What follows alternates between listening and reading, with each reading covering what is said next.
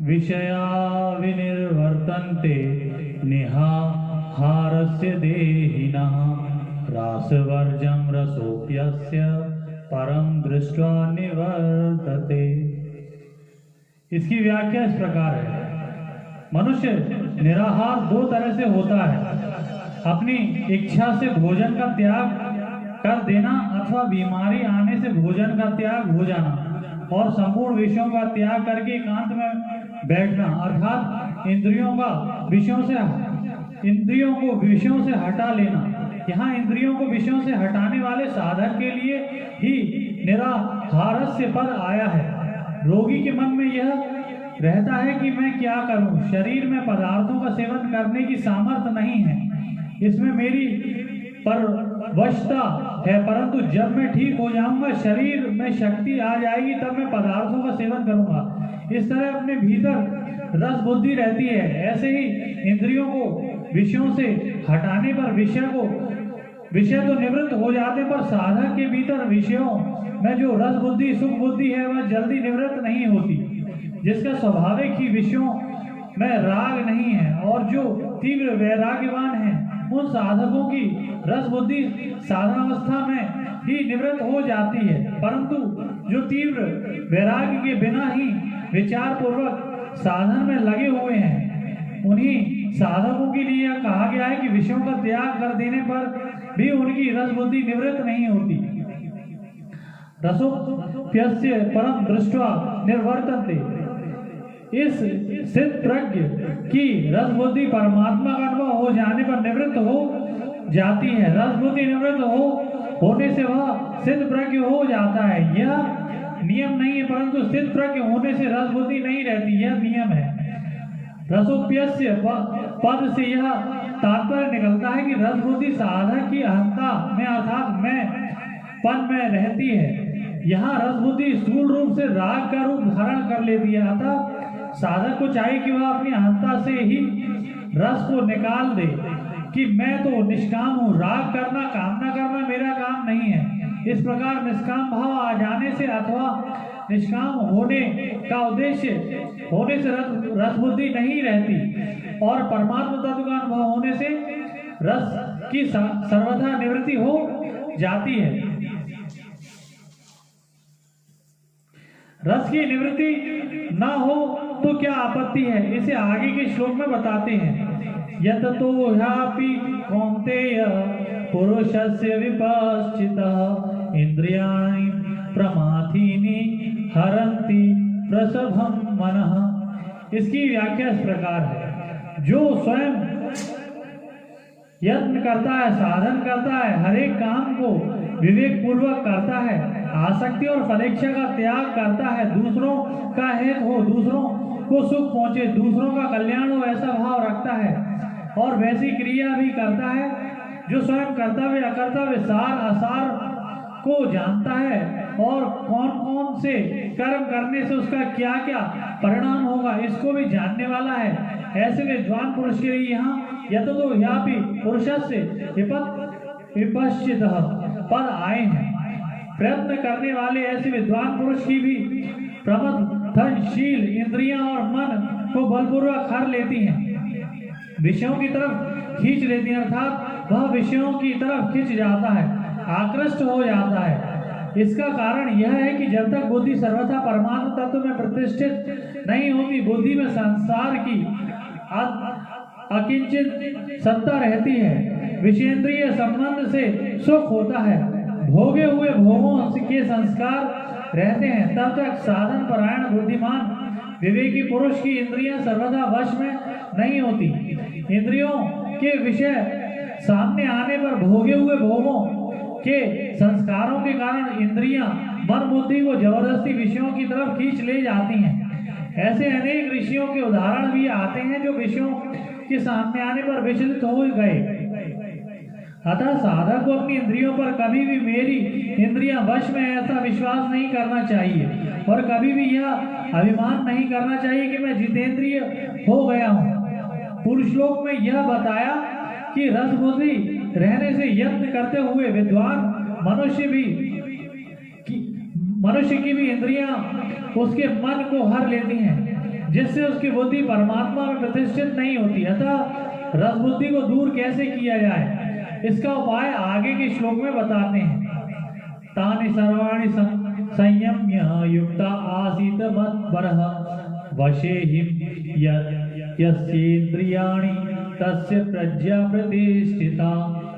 इसकी व्याख्या इस प्रकार है, जो बलपूर्वक मन का हरण करने वाली इंद्रियां हैं, उन सबको वश में करके अर्थात सजगता पूर्वक उनको कभी भी विषयों में विचलित न होने देकर स्वयं में परायण हो जाए। तात्पर्य यह हुआ कि जब साधक इंद्रियों को वश में करता है तब उसमें अपने बल का अभिमान रहता है कि मैंने इंद्रियों को अपने वश में किया है। यह अभिमान साधक को उन्नत नहीं होने देता और उसे भगवान से विमुख कर देता है। अतः साधक इंद्रियों का संयमन करने में कभी अपने बल का अभिमान न करे और उसमें अपने उद्योग को कारण न माने, प्रत्युत केवल भगवत कृपा को ही कारण माने कि मेरे को इंद्रियों के संयमन में जो सफलता मिली है वह केवल भगवान की कृपा से ही मिली है। इस प्रकार केवल भगवान के परायण होने से उसका साधन सिद्ध हो जाता है। यहाँ मतपरा कहने का मतलब है कि मानव शरीर का मिलना, साधन में रुचि होना, साधन में लगना, साधन का सिद्ध होना, ये सभी भगवान की कृपा पर ही निर्भर है। परंतु अभिमान के कारण मनुष्य को इस तरफ ध्यान कम जाता है। कर्मयोगी में तो कर्म करने की प्रधानता रहती है और उसमें वह अपना ही पुरुषार्थ मानता रहता है। अतः भगवान विशेष कृपा करके कर्मयोगी साधक के लिए भी अपने परायण होने की बात कह रहे हैं। भगवान के परायण होने का तात्पर्य केवल भगवान में ही महत्व बुद्धि हो कि भगवान ही मेरे हैं और मैं भगवान का हूँ, संसार मेरा नहीं है और मैं संसार का नहीं हूँ। कारण कि भगवान ही हरदम मेरे साथ रहते हैं, संसार मेरे साथ रहता ही नहीं। इस प्रकार साधक को मैंपन केवल भगवान में ही लगा रहे। कर्मयोग का प्रकरण होने से यहाँ भगवान को कर्मयोग के अनुसार उपाय बताना चाहिए था, परंतु गीता का अध्ययन करने से ऐसा मालूम देता है कि साधन की सफलता केवल भगवत परायणता ही कारण है। अतः गीता में भगवत परायणता की बहुत महिमा गाई गई है। जैसे जितने भी योगी हैं उन सब योगियों में श्रद्धा प्रेम पूर्वक मेरे परायण होकर मेरा भजन करने वाला श्रेष्ठ है। पहले 59वें श्लोक में भगवान ने यह कहा कि इंद्रियों का विषय से संबंध विच्छेद होने पर भी स्थित प्रज्ञता नहीं होती, और इस श्लोक में कहते हैं कि जिसकी इंद्रियां वश में हैं वह स्थित प्रज्ञ है। इसका तात्पर्य यह है कि वहां इंद्रियों का विषय से संबंध विच्छेद होने पर भी भीतर में रस बुद्धि पड़ी है, अतः इंद्रियां वश में नहीं है। परंतु यहाँ सिद्ध प्रज्ञ पुरुष की इंद्रियां वश में हैं और उसकी रस बुद्धि निवृत्त हो गई है। इसलिए यह नियम नहीं है कि इंद्रियों का विषय में संबंध विच्छेद होने पर वह सिद्ध प्रज्ञ हो जाए, क्योंकि उसमें रस बुद्धि रह सकती है। परंतु यह नियम है सिद्ध प्रज्ञ होने से इंद्रियां वश में हो ही जाएंगी। भगवान के परायण होने से इंद्रियां वश में होकर रस बुद्धि निवृत्त हो ही जाएगी। पर भगवान के परायण न होने से क्या होता है, इस पर आगे के 2 श्लोक कहते हैं। ध्यायतो विषयाकुंसः संयस्ते पुष्प जायते संजायते कामः कामक्रोधो विजायते क्रोधः भावति सम्मोहात् स्मृतिर्विभ्रमः स्मृतिर्भ्रंशात् बुद्धिनाशात् प्रणश्यति। इसकी व्याख्या इस प्रकार है, भगवान के परायण न होने से, भगवान का चिंतन न होने से विषयों का ही चिंतन होता है। कारण कि जीव के एक तरफ परमात्मा है और एक तरफ संसार है। जब वह परमात्मा का आश्रय छोड़ देता है तब वह संसार का आश्रय लेकर संसार का ही चिंतन करता है, क्योंकि संसार के सिवाय चिंतन कोई दूसरा विषय रहता नहीं है। इस तरह चिंतन करते करते मनुष्य की उन विषयों में आसक्ति, राग, प्रियता पैदा हो जाती है। आसक्ति पैदा होने से मनुष्य उन विषयों का सेवन करता है। विषयों का सेवन चाहे मानसिक हो चाहे शारीरिक हो, उनसे जो सुख होता है उससे विषयों में प्रियता पैदा होती है। प्रियता से उन विषयों का बार बार चिंतन होने से लगता है कि अब मैं विषय का सेवन करे चाहे ना करे, पर विषयों में राग पैदा हो ही जाता है। यह नियम है। संजायते कामः, विषयों में राग पैदा होने पर उन विषयों को भोगों को प्राप्त करने की कामना पैदा हो जाती है कि वे भोग वस्तुएं मेरे को मिले। कामः क्रोधो भी जायते, कामना के अनुकूल पदार्थों के मिलते रहने से लोभ पैदा हो जाता है और कामना पूर्ति की संभावना हो रही है, पर उनसे कोई बाधा देता है तो उस पर क्रोध आ जाता है। कामना एक ऐसी चीज है जिसमें बाधा पड़ने पर क्रोध पैदा हो ही जाता है। वर्ण, आश्रम, गुण, योग्यता आदि को लेकर अपने में जो अच्छाई का अभिमान रहता है, उस अभिमान में भी अपने आदर सम्मान आदि की कामना रहती है। उस कामना में किसी व्यक्ति के द्वारा बाधा पड़ने पर भी क्रोध पैदा हो जाता है। कामना रजोगुणी वृत्ति है, सम्मोह तमोगुणी वृत्ति है और क्रोध रजोगुणी और तमोगुणी बीच की वृत्ति है। कहीं भी किसी भी बात को लेकर क्रोध आता है तो उसके मूल में कहीं ना कहीं राग अवश्य होता है। जैसे नीति न्याय के विरुद्ध काम करने वाले को देखकर क्रोध आता है तो नीति न्याय में राग है। अपमान तिरस्कार करने वाले पर क्रोध आता है तो मान सत्कार में राग है। निंदा करने वाले पर क्रोध आता है तो प्रशंसा में राग है। दोषारोपण करने वाले पर क्रोध आता है तो निर्दोषता के अभिमान में राग है, आदि आदि। क्रोधात् सम्मोह, क्रोध से सम्मोह होता है अर्थात मूढ़ता छा जाती है। वास्तव में देखा जाए तो काम, क्रोध, लोभ और ममता, इन चारों से ही सम्मोह होता है। जैसे काम से जो सम्मोह होता है उसमें विवेक शक्ति ढक जाने से मनुष्य काम के वशीभूत होकर न करने लायक कार्य भी कर बैठता है। क्रोध से जो सम्मोह होता है उसमें मनुष्य अपने मित्रों तथा पूज्य जनों को उल्टी सीधी बातें कह बैठता है और न करने लायक बर्ताव भी कर बैठता है। लोभ से जो सम्मोह होता है उसमें मनुष्य को सत्य असत्य, धर्म अधर्म आदि का विचार नहीं रहता और वह कपट करके लोगों को ठग लेता है। ममता से जो सम्मोह होता है उसमें सद्भाव नहीं रहता अपितु पक्षपात पैदा हो जाता है।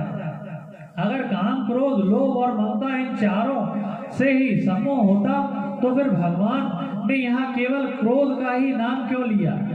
इसमें गहराई से देखा जाए तो काम, क्रोध और ममता, इनमें से अपने सुख भोग और स्वार्थ की वृत्ति जागृत रहती है, पर क्रोध में दूसरों का अनिष्ट करने की वृत्ति जागृत रहती है। क्रोध से जो सम्मोह होता है वह काम, लोभ और ममता से पैदा हुए सम्मोह से भी भयंकर होता है। इस दृष्टि से भगवान ने यहाँ केवल क्रोध से ही सम्मोह बताया है। सम्मोहात् स्मृति विभ्रमः, मूर्धा छा जाने से स्मृति नष्ट हो जाती है, अर्थात शास्त्रों से, सद्विचारों से जो निश्चय किया था कि अपने को ऐसा काम करना है, ऐसा साधन करना है, अपना उद्धार करना है, उसकी स्मृति नष्ट हो जाती है, उसकी याद नहीं रहती। स्मृति भ्रदाश बुद्धि नाशः, स्मृति नष्ट होने पर बुद्धि में प्रकट होने वाला विवेक लुप्त हो जाता है, अर्थात मनुष्य में नया विचार करने की शक्ति नहीं रहती। बुद्धि नाशात् प्रणश्यति, विवेक लुप्त हो जाने से मनुष्य अपनी स्थिति से गिर जाता है। अतः इस पतन से बचने के लिए सभी साधकों को भगवान के परायण होने की बड़ी भारी आवश्यकता है। यहाँ विषयों का ध्यान करने मात्र से राग, राग से काम, काम से क्रोध, क्रोध से सम्मोह, सम्मोह से स्मृति नाश, स्मृति नाश से बुद्धि नाश और बुद्धि नाश से पतन, यह जो क्रम बताया है इसका विवेचन करने में देरी लगती है, पर इन सभी वृत्तियों के पैदा होने से, उनसे मनुष्य का पतन होने से देर नहीं लगती। बिजली के करंट की तरह ये सभी वृत्तियां तत्काल पैदा होकर मनुष्य का पतन करा देती हैं। अब भगवान आगे के श्लोक में स्थित प्रज्ञ कैसे चलता है इस चौथे प्रश्न का उत्तर देते हैं। राग द्वेष युक्तस्तु विषया इनेन्द्रियश्चरन् आत्म वशेर विधेयात्मा प्रसादात्मधि गच्छति प्रसादे सर्व दुःखानां हानिरस्योपजायते प्रसन्न चेतसो याशु बुद्धि पर्यवतिष्ठते। इसकी व्याख्या इस प्रकार है। पूर्व श्लोक में भगवान ने कहा कि आसक्ति रहते हुए विषयों का चिंतन कर्मी मात्र से पतन हो जाता है, और यहाँ कहते हैं कि आसक्ति न रहने पर विषयों का सेवन करने से उत्थान हो जाता है। यहाँ तो बुद्धि का नाश बताया और यहाँ बुद्धि का परमात्मा में स्थित होना बताया। इस प्रकार पहले कहे गए विषय से यहाँ के विषय का अंतर बताने के लिए यहाँ तू पद आया है। साधक का अंतःकरण अपने वश में रहना चाहिए। अंतःकरण को वशीभूत किए बिना कर्मयोग की सिद्धि नहीं होती। अभी तो कर्म करते हुए विषयों में राग होने से और पतन होने की संभावना रहती है। वास्तव में देखा जाए तो अंतःकरण को अपने वश में रखना हर एक साधक के लिए आवश्यक है। कर्मयोगी के लिए तो इसकी विशेष आवश्यकता है। जैसे विधेयात्मा पद अंतःकरण को वश में करने के लिए अर्थ में आया है, ऐसे ही आत्मवश्य पद इंद्रियों को वश में करने के अर्थ में आया है। तात्पर्य है कि व्यवहार करते समय इंद्रियां अपने वशीभूत होनी चाहिए, और इंद्रियां वशीभूत होने के लिए इंद्रियों का राग द्वेष रहित होना जरूरी है। अतः इंद्रियों से किसी विषय का ग्रहण राग पूर्वक न हो और किसी विषय का त्याग द्वेष पूर्वक न हो। कारण कि विषयों के ग्रहण का त्याग का इतना महत्व नहीं है जितना महत्व इंद्रियों में राग और द्वेष न होने देने का है। इसलिए तीसरे अध्याय के 34वें श्लोक में भगवान ने साधक के लिए सावधानी बताई कि प्रत्येक इंद्रियों के विषय में राग और द्वेष रहते हैं। साधक इनके वशीभूत ना हो, क्योंकि ये दोनों ही साधक के शत्रु हैं। 5वें अध्याय के 3 श्लोक में भगवान ने कहा कि जो साधक राग द्वेष शादी द्वंद्वों से रहित हो जाता है वह सुखपूर्वक मुक्त हो जाता है।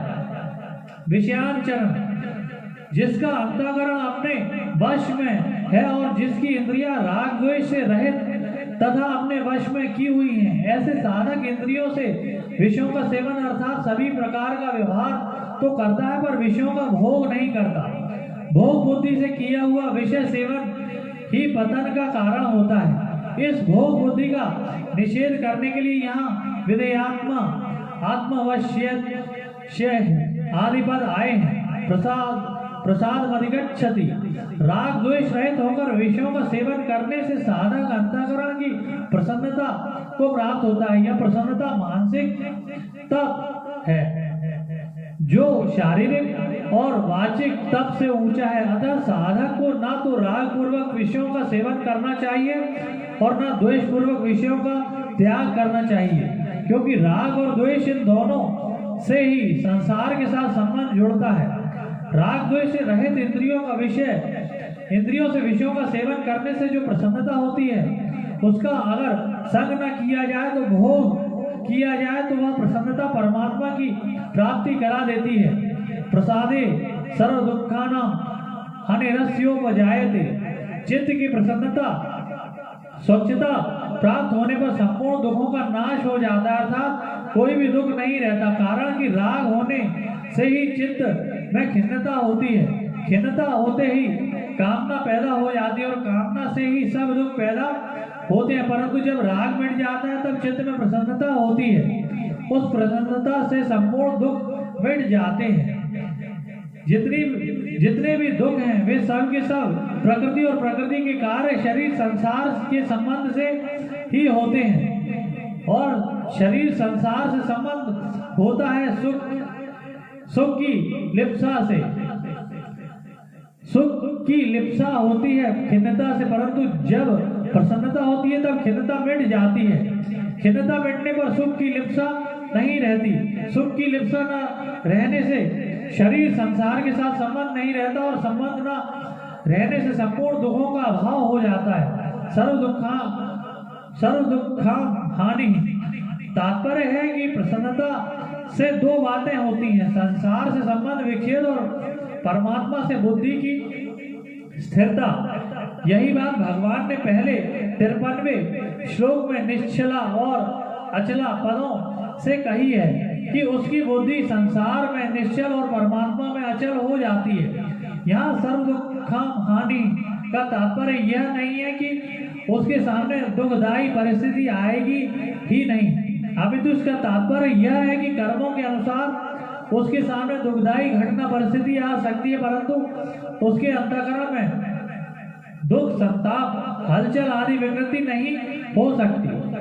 प्रसन्न चित्त वाले की बुद्धि बहुत जल्दी परमात्मा में स्थिर हो जाती है, अर्थात साधक स्वयं परमात्मा में स्थिर हो जाता है। उसकी बुद्धि में किंचित मात्र भी संदेह नहीं रहता। पीछे के दो श्लोकों में जो बातें कही हैं उसी को आगे के 2 श्लोकों में व्यतिरेक रीति से पुष्ट करते हैं। नास्ति बुद्धि युक्तस्य न च युक्तस्य भावना न च भाव यतः शांतस्य कुतः सुखम। इसकी व्याख्या इस प्रकार है। यहाँ कर्मयोग का विषय है। कर्मयोग में मन और इंद्रियों का संयम करना मुख्य होता है। विवेक पूर्वक संयम किए बिना कामना नष्ट नहीं होती। कामना के नष्ट हुए बिना बुद्धि की स्थिरता नहीं होती। अतः कर्मयोगी साधक को पहले मन और इंद्रियों का संयम करना चाहिए, परंतु जिसका मन और इंद्रियां संयमित नहीं है उसकी बात इस श्लोक में कहते हैं। नास्ति बुद्धि युक्तस्य, जिसका मन और इंद्रियां संयमित नहीं है, ऐसे अयुक्त असंयमी मनुष्य की मैं केवल परमात्मा प्राप्ति ही करनी है, ऐसी एक निश्चय वाली बुद्धि नहीं होती। कारण कि मन और इंद्रियां संयमित न होने से वह उत्पत्ति विनाशी सांसारिक भोगों और संग्रह में ही लगा रहता है। वह कभी मान चाहता है, कभी सुख आराम चाहता है, कभी धन चाहता है, कभी भोग चाहता है। इस प्रकार उसके भीतर अनेक तरह की कामनाएं रहती हैं। इसलिए उसकी बुद्धि एक निश्चय वाली नहीं होती। जिसकी बुद्धि विषय व्यवसायत्मिका नहीं होती, उसकी मेरे को तो केवल अपने कर्तव्य का पालन करना है और फल की इच्छा, कामना, आसक्ति आदि का त्याग करना, ऐसी भावना नहीं होती। ऐसी भावना न होने के कारण अपना ध्येय स्थिर न होना। जो अपने कर्तव्य के परायण नहीं रहता उसको शांति नहीं मिल सकती। जैसे साधु, शिक्षक, ब्राह्मण, क्षत्रिय, वैश्य, शूद्र आदि यदि अपने अपने कर्तव्य में तत्पर नहीं रहते तो उनको शांति नहीं मिलती। कारण कि अपने कर्तव्य के पालन में दृढ़ता न रहने से ही शांति पैदा होती है। अशांतस्य कुतः सुखम। जो अशांत है वह सुखी कैसे हो सकते हैं? कारण कि उसके हृदय में हरदम हलचल होती रहती है। बाहर से उसको कितना ही अनुकूल भोग आदि मिल जाए तो भी उसको हृदय की हलचल नहीं मिट सकती, अर्थात वह सुखी नहीं हो सकता। अयुक्त पुरुष की बुद्धि एक निश्चय वाली क्यों नहीं होती? इसका कारण आगे के श्लोक में बताते हैं। इंद्रियाणाम ही चरताम यन्मनो नुविधीयते तदस्य हरति प्रज्ञाम वायुर्न वसी। इसकी व्याख्या इस प्रकार है। मनुष्य को यह जन्म केवल परमात्मा के लिए ही मिला है, अतः मुझे तो केवल परमात्मा की प्राप्ति करनी है, चाहे जो हो जाए। ऐसा अपना ध्येय दृढ़ होना चाहिए। ध्येय दृढ़ होने से साधक की अहंता में भोगों का महत्व हट जाता है। महत्व हट जाने से व्यवसायत्मिका बुद्धि दृढ़ हो जाती है, परंतु जब तक व्यवसायत्मिका बुद्धि दृढ़ नहीं होती तब तक उसकी क्या दशा होती है इसका वर्णन यहाँ कर रहे हैं। इंद्रियाणाम चरताम यन्मनो नुविधीयते। जब साधक कार्य क्षेत्र में सब तरह का व्यवहार करता है तब इंद्रियों के सामने अपने अपने विषय आ ही जाते हैं। उनमें से जिस इंद्रिय का अपने विषय में राग हो जाता है वह इंद्रियां मन को अपना अनुगामी बना लेती हैं, मन को अपने साथ कर लेती हैं। अतः मन उस विषय का सुख भोग करने लग जाता है, अर्थात मन में सुख बुद्धि भोग बुद्धि पैदा हो जाती है। मन में उस विषय का रंग चढ़ जाता है, उसका महत्व बैठ जाता है। जैसे भोजन करते समय किसी पदार्थ का स्वाद रहता है, स्वाद आता है तो रसेंद्रिय उसमें आसक्त हो जाती है। आसक्त होने पर रसेंद्रिय मन को ही खींच लेती है, तो मन उस स्वाद में प्रसन्न हो जाता है, राजी हो जाता है। तदस्य हरति प्रज्ञा, जब मन में विषय का महत्व बैठ जाता है तब वह अकेला मन ही साधक की बुद्धि को हर लेता है, अर्थात साधक में कर्तव्य परायणता न रहकर भोग बुद्धि पैदा हो जाती है। वह भोग बुद्धि होने से साधक में मुझे परमात्मा की प्राप्ति करनी है, यह व्यवसायत्मिका बुद्धि नहीं रहती। इस तरह का विवेचन करने में तो देरी लगती है, पर बुद्धि विचलित होने में देरी नहीं लगती। अर्थात जहाँ इंद्रियों में ने मन को अपना अनुगामी बनाया कि मन में भोग बुद्धि पैदा हो जाती है, उसी समय बुद्धि मर जाती है। वह बुद्धि किस तरह हर ली जाती है इसको दृष्टांत रूप से समझाते हैं कि जल में चलती हुई नौका को वायु जैसे हर लेती है, ऐसे ही मन को हर लेती है। जैसे कोई मनुष्य नौका के द्वारा नदी या समुद्र को पार करते हुए अपने गंतव्य स्थान को जा रहा है, यदि उस समय नौका के विपरीत वायु चलती है तो वह वायु नौका को गंतव्य स्थान से विपरीत ले जाती है। ऐसे साधक व्यवसायत्मिका बुद्धि रूप नौका पर आरूढ़ होकर संसार सागर को पार करते हुए परमात्मा की तरफ चलता तो है। एक इंद्रिय जिस मन को अपना अनुगामी बनाती है वह अकेला मन ही बुद्धि रूप नौका को हर लेता है, अर्थात उसे संसार की तरफ ले जाता है।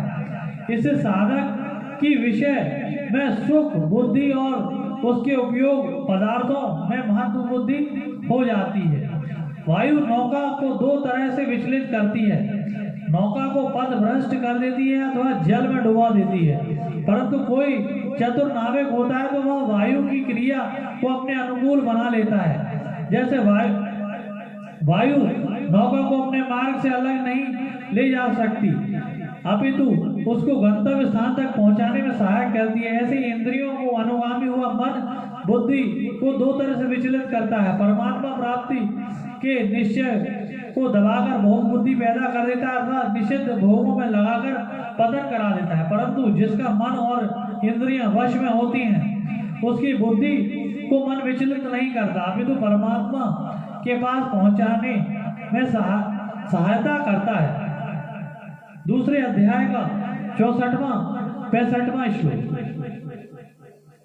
आयुक्त पुरुष की निश्चयात्मिका बुद्धि क्यों नहीं होती, इसका हेतु तो पूर्व श्लोक में बता दिया। अब जो युक्त होता है उसकी स्थिति का वर्णन करने के लिए आगे का श्लोक कहते हैं, तस्मादस्य महाबाहो निग्रहितानि सर्वशः इंद्रियार्थेभ्यः तस्य प्रज्ञा प्रतिष्ठिता। इसकी व्याख्या इस प्रकार है। 60वें श्लोक में मन और इंद्रियों को वश में करने का जो विषय चला आ रहा है उसका उपसंहार करते हुए तस्माद पद से कहते हैं कि जिसके मन में इंद्रियों में संसार का आकर्षण नहीं रहता उसकी बुद्धि प्रतिष्ठित है। यहाँ सर्वशः पद देने का तात्पर्य है कि संसार के साथ व्यवहार करते हुए अथवा एकांत में चिंतन करते हुए किसी भी अवस्था में उसकी इंद्रियां भोग में विषयों में प्रवृत्त नहीं होती। व्यवहार काल में कितने ही विषय उसके संपर्क में क्यों ना आ जाएं, पर वे विषय उसको विचलित नहीं कर सकते। उसका मन भी इंद्रियों के साथ मिलकर उसकी बुद्धि को विचलित नहीं कर सकता। जैसे पहाड़ को कोई डिगा नहीं सकता, ऐसे उसकी बुद्धि में इतनी दृढ़ता आ जाती है कि उसके मन में किसी भी अवस्था में डिगा नहीं सकता, कारण कि उसके मन में विषयों का महत्व नहीं रहता। निग्रहितानि का तात्पर्य है कि इंद्रियों के विषय से पूरी तरह से वश में की हुई है, अर्थात विषयों में उसका लेश मात्र भी राग आसक्ति खिंचाव नहीं रहता। जैसे सांप के दांत निकाल दिए जाएं तो फिर उसमें जहर नहीं रहता, वह किसी को काट भी ले तो उसका कोई असर नहीं होता। ऐसे ही इंद्रियों को राग द्वेष से रहित कर देना ही मानो उसके जहरीले दांत निकाल देना है। फिर उन इंद्रियों में यह ताकत नहीं रहती कि वह साधक को पतन के मार्ग में ले जाए। इस श्लोक का तात्पर्य यह है कि साधक को दृढ़ता से यह निश्चय कर लेना चाहिए कि मेरा लक्ष्य परमात्मा की प्राप्ति करना है, भोगना और संग्रह करना मेरा लक्ष्य नहीं है। अगर ऐसी सावधानी साधक में निरंतर बनी रहे तो उसकी बुद्धि स्थिर हो जाएगी। जिसकी इंद्रियां सर्वथा वश में है उसमें और साधारण मनुष्य में क्या अंतर है से आगे के श्लोक में बताते हैं। या निशा सर्वभूतानां तस्याम जागृति संयमी यस्याम जागृत भूतानि सा निशा पश्यतु मुने। इसकी व्याख्या इस प्रकार है, जिनकी इंद्रियां और मन वश में नहीं है, जो भोग में आसक्त हैं, वे सब परमात्मा तत्व की तरफ से सोए हुए हैं। परमात्मा क्या है, तत्व ज्ञान क्या है, हम दुख क्यों पा रहे हैं, संताप जलन क्यों हो रही है, हम जो कुछ कर रहे हैं उसका परिणाम क्या होगा, इस तरफ बिल्कुल ना देखना ही उसकी रात है और उसके लिए बिल्कुल अंधेरा है। यहाँ भूतानाम कहने का तात्पर्य कि जैसे पशु पक्षी आदि दिन भर खाने पीने में लगे रहते हैं, ऐसे ही जो मनुष्य रात दिन खाने पीने सुख आराम भोगों और संग्रह में धन कमाने में लगा हुआ है, उन मनुष्यों की गणना भी पशु पक्षी आदि में ही है। कारण कि परमात्मा तत्व से विमुख रहने से पशु पक्षी आदि में और मनुष्यों में कोई अंतर नहीं है। दोनों ही परमात्मा तत्व की तरफ से सोए हुए हैं। हाँ, अगर कोई अंतर है तो वह इतना है कि पशु पक्षी आदि में विवेक शक्ति इतनी जागृत नहीं है, इसलिए वे खाने पीने आदि में ही लगे रहते हैं, और मनुष्यों में भगवान की कृपा से वह विवेक शक्ति जागृत है, जिससे वह अपना कल्याण कर सकता है, प्राणी मात्र की सेवा कर सकता है, परमात्मा की प्राप्ति कर सकता है। परंतु उस विवेक शक्ति का दुरुपयोग करके मनुष्य पदार्थों का संग्रह करने में एवं उसका भोग करने में लग जाता है, जिससे वे संसार के लिए पशुओं से भी अधिक दुखदायी हो जाते हैं। कारण कि पशु पक्षी तो बेचारे जितने से पेट भर जाए उतना ही खाते हैं, संग्रह नहीं करते, परंतु मनुष्य तो कहीं भी जो कुछ पदार्थ आदि मिल जाता है वह उसके काम में आए चाहे ना आए, उसको तो वह संग्रह कर ही लेता है और दूसरों के काम में आने में बाधा डाल देता है। तस्याम जागृत संयमी, मनुष्यों की जो रात है अर्थात परमात्मा की तरफ से अपने कल्याण की तरफ जो विमुखता है, उसमें संयमी मनुष्य जागता है। यस्याम जागृत भूतानि, जो भोग संग्रह में बड़े सावधान रहते हैं, एक एक पैसे का हिसाब रखते हैं, जमीन के एक एक इंच का ख्याल रखते हैं, जितने रुपए अधिकार में आ जाएं वे चाहे न्यायपूर्वक हो अथवा अन्यायपूर्वक, उनमें से बड़े खुश होते हैं। इतनी पूंजी हमने ले ली, अब इतना लाभ हमें हो गया। इस तरह संसार में क्षणभंगुर भोगों को बटोरने में, आदर सत्कार आदि प्राप्त करने में लगे रहते हैं, उनमें बड़े सावधान रहते हैं। यही उन लोगों का जागना है। सन निशा पश्यतो मुने, जिन सांसारिक पदार्थों का भोग संग्रह करने में मनुष्य अपने को बड़ा बुद्धिमान चतुर मानता है, उसी को और उसी में राजी होता है। संसार और परमात्मा तत्व को जानने वाला मननशील संयमी मनुष्य की दृष्टि में वह सब रात के समान है, बिल्कुल अंधेरा है। मननशील संयमी मनुष्य को संसार रात की तरह दिखता है। इस पर प्रश्न उठता है कि वह सांसारिक पदार्थों के संपर्क में आता ही नहीं है, अगर नहीं आता तो उसका जीवन निर्वाह कैसे होता है, और अगर आता है तो उसकी स्थिति कैसी रहती है। इन बातों को विवेचन करने के लिए आगे का श्लोक कहते हैं, अपूर्य माणा मचला प्रतिष्ठम समुद्र मापः प्रविशन्ति यद्वत् तद्वत् कामं याम प्रविश्यन्ति सर्वेषां शांति माप्नोति न काम कामी। इसकी व्याख्या इस प्रकार है, वर्षा काल में नदियों और नदों का जल बहुत बढ़ जाता है। कई नदियों में बाढ़ आ जाती, परंतु जब वह जल चारों ओर से जल द्वारा परिपूर्ण समुद्र में आकर मिलता है, तब समुद्र बढ़ता नहीं है, अपनी मर्यादा में ही रहता है। परंतु जब गर्मी के दिनों में नदियों और नदों का जल बहुत कम हो जाता है, तब समुद्र घटता नहीं है। तात्पर्य है कि नदी नदों का जल ज्यादा आने से अथवा कम आने से यह न आने से तथा बड़वान नल और सूर्य के द्वारा जल का शोषण होने से समुद्र में कोई फर्क नहीं पड़ता, वह बढ़ता घटता नहीं है। उसको नदी नदों के जलों की अपेक्षा नहीं रहती, वह तो सदा सर्वदा ज्यों का त्यों ही परिपूर्ण रहता है और अपनी मर्यादा कभी त्याग नहीं करता। ऐसे ही संसार के संपूर्ण भोग उस परमात्मा तत्व को जानने वाले संयमी मनुष्य को प्राप्त होते हैं और उसके सामने आते हैं, पर वे उसके कहे जाने वाले शरीर और अंतःकरण में सुख दुख विकार पैदा नहीं करते। अतः वह परम शांति को प्राप्त होता है। उसकी जो शांति है वह परमात्म तत्व के कारण है, भोग पदार्थों के कारण से नहीं। अब आगे के श्लोक में सिद्ध प्रज्ञ कैसे चलता है, इस प्रश्न के उत्तर का उपसंहार करते हैं। विहाय कामान्य सर्वं पुमांश्चरति निष्प्रह निर्ममे निरहंकारः स शांतिमधिगच्छति। इसकी व्याख्या इस प्रकार है, अप्राप्य वस्तुओं की इच्छा का नाम कामना है। सिद्ध प्रज्ञ महापुरुष संपूर्ण कामनाओं का त्याग कर देता है। कामनाओं का त्याग कर देने पर भी शरीर के निर्वाह के लिए देश काल वस्तु व्यक्ति पदार्थ आदि की जो आवश्यकता दिखती है, अर्थात जीवन निर्वाह के लिए प्राप्त और अप्राप्त वस्तु आदि की जो जरूरत दिखती है, इसका स्पृहा है। सिद्ध प्रज्ञ पुरुष इस स्पृहा का भी त्याग कर देता है, कारण कि जिसके लिए शरीर मिला था और जिसकी आवश्यकता थी उस तत्व की प्राप्ति हो गई, वह आवश्यकता पूरी हो गई। अब शरीर रहे चाहे ना रहे, शरीर निर्वाह हो चाहे ना हो, इस तरफ वह बेपरवाह रहता है। यही उसका निष्प्रह होना है। निष्प्रह होने का अर्थ यह नहीं है कि वह निर्वाह की वस्तुओं का सेवन करता ही नहीं, वह निर्वाह की वस्तुओं का सेवन भी करता है, पथ्य कुपथ्य का भी ध्यान करता है।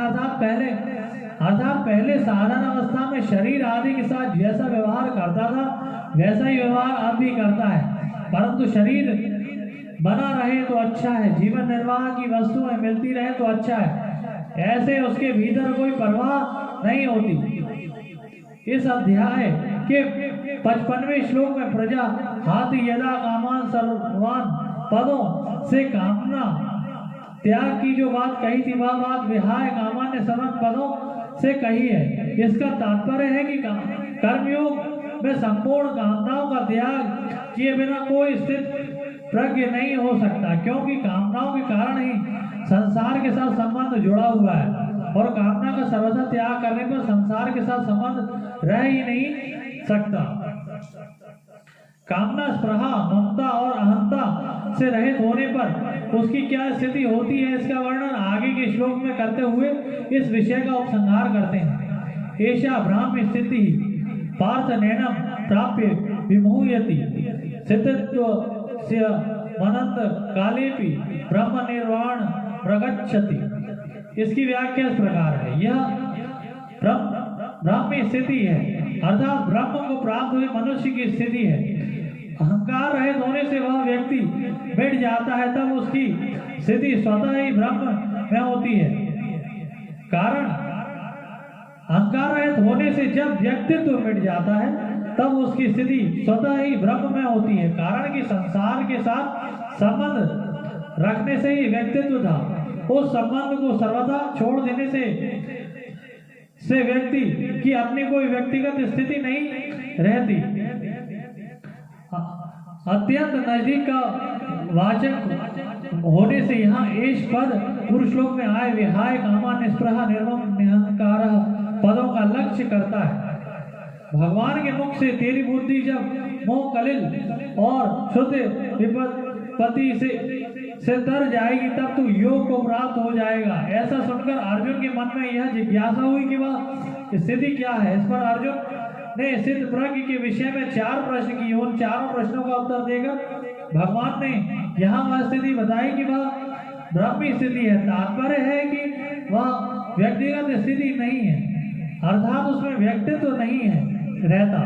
वह नित्य योग की प्राप्ति है, उसमें एक ही तत्व रहता है कि इस विषय की तरफ लक्ष्य करने के लिए यहाँ पार्थ संबोधन दिया गया है। नैनम प्राप्य मोह्यति, जब तक शरीर में अहंकार रहता है तब तक मोहित होने की संभावना रहती है, परंतु जब अहंकार का सर्वथा अभाव होकर ब्रह्म में अपनी स्थिति का अनुभव हो जाता है तो व्यक्तित्व टूटने के कारण फिर कभी मोहित होने की संभावना नहीं रहती।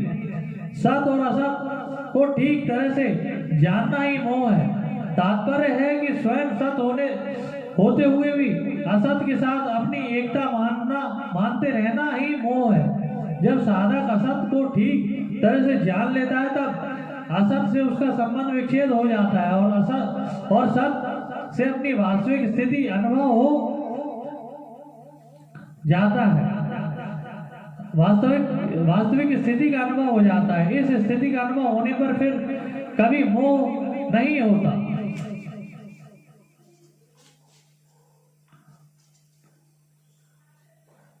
भगवान ने यहाँ कर्मयोग के प्रकरण में ब्रह्म निर्वाण पद दिया है। इसका तात्पर्य है कि जैसे सांख्योग निर्वाण ब्रह्म की प्राप्ति है, ऐसे ही कर्मयोग को भी निर्वाण ब्रह्म की प्राप्ति कर्मयोगी को भी निर्वाण ब्रह्म की प्राप्ति होती है। इस बात को 5वें अध्याय के 5वें श्लोक में कहा है कि सांख्योगी द्वारा जो स्थान प्राप्त किया जाता है वही स्थान कर्मयोगी द्वारा भी प्राप्त किया जाता है।